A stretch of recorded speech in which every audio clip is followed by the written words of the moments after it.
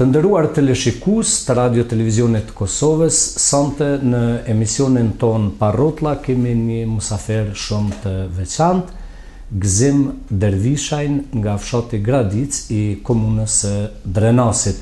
Gzimi gjatë vitit 1999, pra gjatë luftës të Kosovës, së me familjen e tij kishte shkuar për në Skandinavi, në shtetin e Norvegjisë.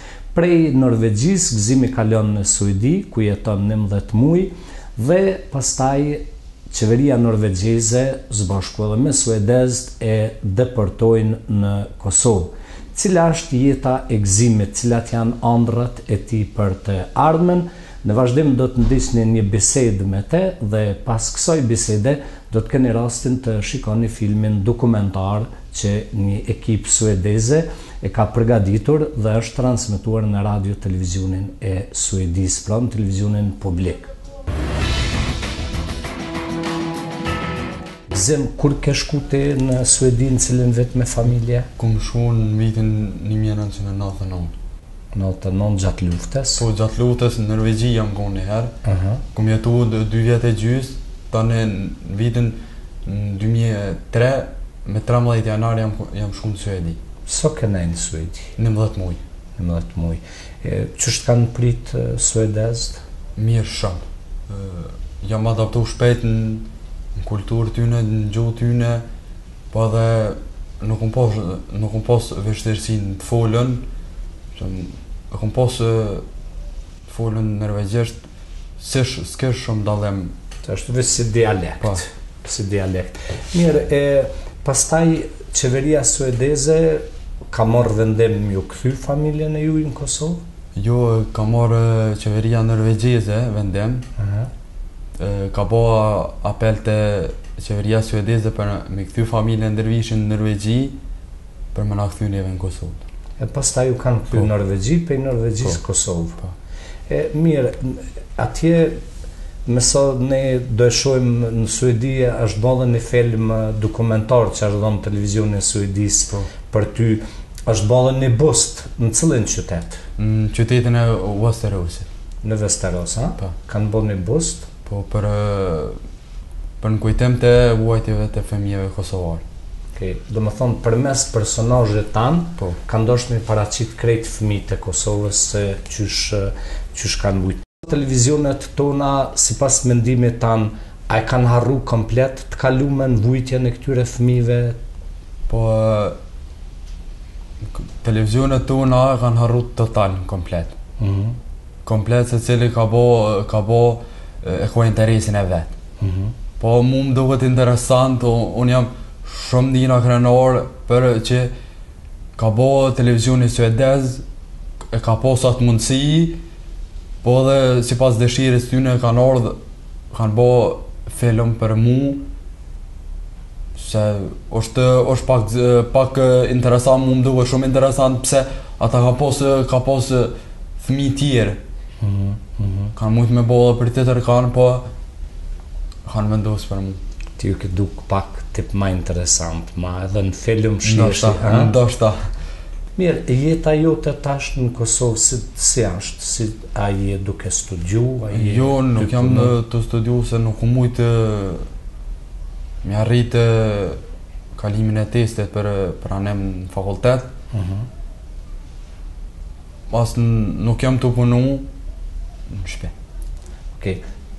Ti ke kërku me shku me e vizitu qytetin Västerås në Suedi ku e kanë vu atë busin tanë. Pse ambasada Suedisë të ka refuzu vizën? Nuk e di, unë ku më apliku për vizë, ata më kanë thonë që duhet me ta tërgu garancionet e kush.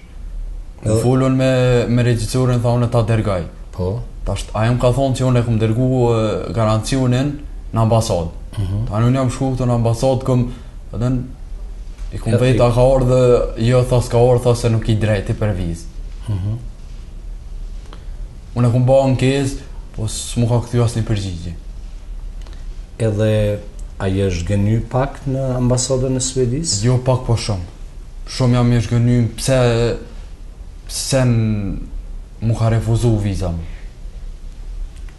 Ti ke vendosur me na sjell filmin edhe me dhanë, domethënë, Po, në misionin ton. Faleminderit shumë.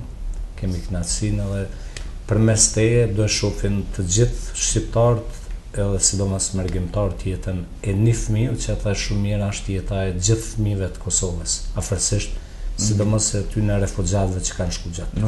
nuk u paraqit veç jeta jam që në këtë film, po paraqit këtë vujtjet e fëmijëve kosovorë që kanë përjetuar gjatë luftës. Regjisori u bazu në vujtjet e mia, e ka paramenuar që edhe tjerë të fëmijë kanë vujtë si unë. Edhe nuk ka dyshim që kanë vujtë se cili fëmijë gjatë luftës që shkun vujtë one. Se cili ka pos vujtjet e ndryshme, për para prakisht apet jenë atë njëjtën situatë, kanë po masakra, kanë po A ke kështu si ëndër, për shembull, ëndrën ndonjëherë me u kthy me jetu në Skandinavi? E kam ëndër, po e kam frikën që mos nuk po realizohet ajo ëndër.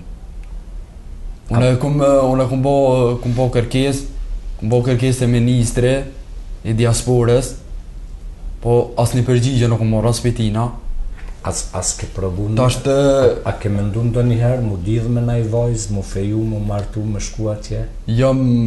Kom provu, po unë jam i martu në Kosovë, e kam nusën nga komuna Dranasit. Tashtë kom jetën e kom këto, po e kom ëndër, pse Vetëm qëllimi yt kësaj radhe ka qenë më shku vetëm për vizitë, se ndoshta ambasada ka menduar që ti shkon në nuk kthehesh. Jo, unë kam bo aplikimin për vizë vetëm, jo me familje. Jo, vetëm me vizitu për 1 javë ose 2 javë. Okej. Edhe mu kthy. Se për ndryshe ti shku me krejt familjen. Po, se për ndryshe, për shembull, me kono me shku me najt aty, unë isha shku me këtë familjen. Ose isha shku veç vetë, po unë kam qëllimin veç me shku me vizitu edhe mu kthy apet prap. Okej, faleminderit shumë. Po përse? Ti je shumë i sigurt që këtë shqetësimin tanë kemi përcjell ambasadës së Suedisë, edhe të garantoj që ambasada e Suedisë do e përkthejë misionin edhe do të merren me shqyrtimin e lotës. Faleminderit shumë, suksese mirë. Faleminderit shumë. Faleminderit. Nderuar teleshikues, ky ishte rrëfimi i Gzim Dervishit nga fshati Gradic, komuna e Drenasit, dhe neve në vazhdim do të shikojmë një film brillant dokumentar të punuar nga suedez, i transmetuar në radio televizionin publik të Suedisë dhe i përkthyer nga kolegu im Shoqëri Sejdiaj. Shikim të këndshëm.